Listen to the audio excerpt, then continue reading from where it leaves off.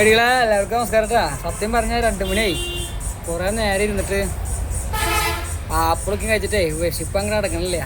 ഞാൻ വണ്ടി എടുത്തങ്ങോട്ട് പോകുന്ന വഴിക്കതേ കുറച്ച് സാധനം കിട്ടി. ഞാൻ കാണിച്ചു തരാട്ടാ.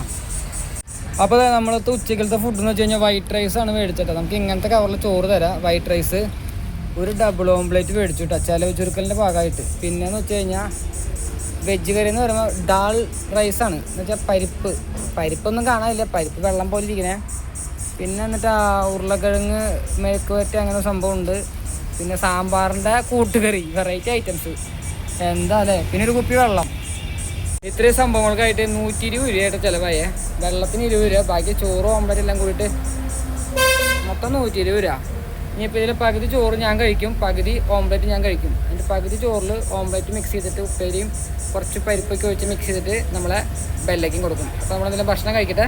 അപ്പോൾ കൂടുതൽ വിവരങ്ങളൊക്കെ ഇനിയായിട്ട് പോകാം. കാരണം ഉച്ചയ്ക്ക് അതേപോലെ വെയിലാണ്, വെയിൽ സഹിക്കാൻ പറ്റാണ്ട് എൻ്റെ നിറം പകുതി അങ്ങോട്ട് പോകുന്നുള്ളൂ. വെളുത്ത് വന്നാൽ ഞാനിപ്പോൾ കറുത്ത് കരിവാളിച്ച് തുടങ്ങി. പിന്നെ മേത്തൊക്കെ ഇല്ല ഇങ്ങനെ പൊള്ളി നിൽക്കുക എന്ന് വെച്ച് കഴിഞ്ഞാൽ ഇപ്പോൾ തൊട്ടാൽ പൊട്ടണ രീതിയായിട്ട് ഞാൻ പിന്നെ കാണിക്കാണ്ട് നിൽക്കണ്ടാ. കൈമുക്കും ആകെ ഡിഫറൻ്റായിട്ട് മാറി, കുരുകളൊക്കെ പൊന്തി തുടങ്ങി.